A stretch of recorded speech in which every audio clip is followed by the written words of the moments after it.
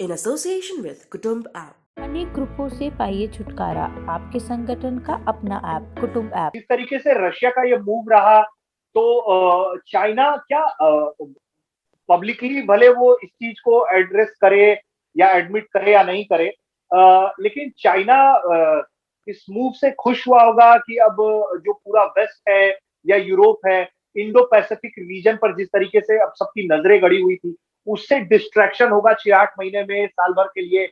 और फिर मतलब कि चाइना जो करना चाह रहा था उसे और तेजी से कंटिन्यू करेगा इंडो पैसिफिक से। मेरे अंदाज से चीन काफी शातिर है, उनकी डिप्लोमेसी काफी अच्छी है, उनके समझने का तरीका काफी अलग है।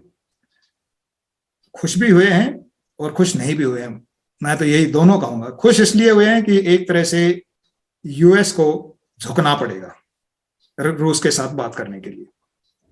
दूसरा, वो नहीं चाहेगा कि रूस ज्यादा ऊपर आए। एग्जैक्टली।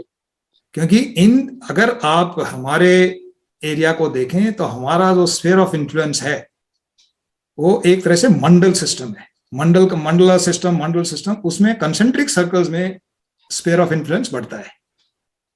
और हिस्टोरिकली एशियन रूस के अंदर चीनियों ने घुसने की काफी बार कोशिश की है, और जार के टाइम में भी उनके मतलब जब ये रूस में पहले जार का जो राज होता था उस टाइम में भी ये डरे हुए थे कि हम इन पीले लोगों को, वो बोलते थे दीज येलो पीपल, हम इनको अपना देश कंट्रोल नहीं करने देंगे। और अगर आप अभी देखें तो पूर्वी रूस के अंदर चाइनीज इन्फ्लुएंस काफी ज्यादा है, खासकर बिजनेस में।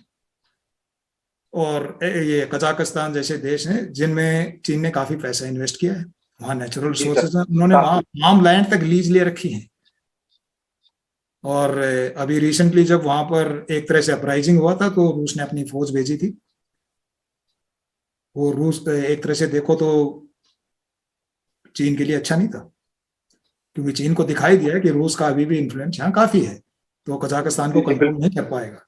बट रूस का एक तरह से यह रहा है कि वो किसी भी मुस्लिम पुराने रिपब्लिक में या अभी इंडिपेंडेंट देश में उनमें पॉलिटिकली इंटरफेयर नहीं करेगा, कंट्रोल करेगा, एडवाइस करेगा। और वहां पर उनके डिफेंस के लिए अपनी आर्मी उन्होंने रखी हुई है, काफी फैसिलिटीज हैं कजाकिस्तान जैसे देशों में।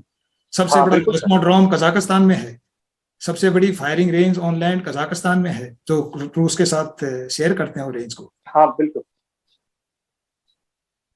तो सर इसी को हम अगर कंटिन्यू करें, एक तरीके से अगर इमेज वॉर भी है, क्योंकि ये तो जरूर हमने देखा और अब महसूस भी हो रहा है कि बैक टू बैक अमेरिका के इमेज को डेंट है, बाइडेन के इमेज को डेंट है। अफगानिस्तान के बाद यूक्रेन मूव में भी अमेरिका के पीछे होने के लिए, बैकफुट पर होने के कारण। तो अब क्या जिनपिंग को भी एक अंदर खाने थ्रेट महसूस हो रहा होगा पुतिन के उभरते इमेज से? क्योंकि हाल के वर्षों में जितनी भी कोशिश चाइना की तरफ से की जा रही है, वो ये जरूर दिखाने की कोशिश की जा रही है कि जिनपिंग जो है वो अनबीटेबल है। नहीं, ऐसा कुछ नहीं है। अगर इंटरनेशनली देखें तो इमेज प्रोजेक्शन हर देश करता है, और हर देश का दूसरे देशों के पास उसका जवाब भी होता है जी। लेकिन डेमोक्रेटिक कंट्री के अंदर इमेज प्रोजेक्शन मुश्किल हो जाता है। तो एक तरह से कहें तो इसमें डिसएडवांटेज बाइडेन है अमेरिका में। उनके इमेज को वो इतना अच्छी तरह से एक डेमोक्रेटिक कंट्री में इतना ज्यादा नहीं बना सकते हैं, क्योंकि लोग उसके ऑपोजिशन में खुला बोल सकते हैं। रूस और चीन के केस में यह नहीं होगा।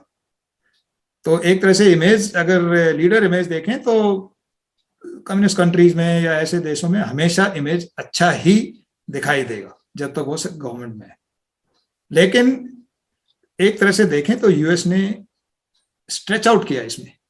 they stretched NATO to a large extent। Exactly. वो अवॉइडेबल था। एक तरह से देखें तो ये एक लेसन होगा कि स्ट्रेच करने से पहले you have to be prepared and weigh all the consequences. तो ये जिनपिंग किसी के लिए भी यह लेसन है, क्योंकि सोवियत यूनियन ने जब क्यूबा में मिसाइल लगाने की कोशिश की थी 62 में, वो एक तरह से काफी स्ट्रेच था, और क्रुश्चेव ने उसको विड्रॉ किया था। वो अगेंस्ट था, वैसे ही जैसे मिसाइल ये टर्की वगैरह में लगा रहे थे उस टाइम, जिसके अगेंस्ट टर्की के जो स्टेट्स के ऊपर जो संधि हुई थी वो इनके एक तरह से देखो तो रूस के खिलाफ सी थी थोड़ी। तो उन सबको एक तरह से हैंडल करने के लिए यह किया था, और बाद में हुआ था डिप्लोमेटिकली,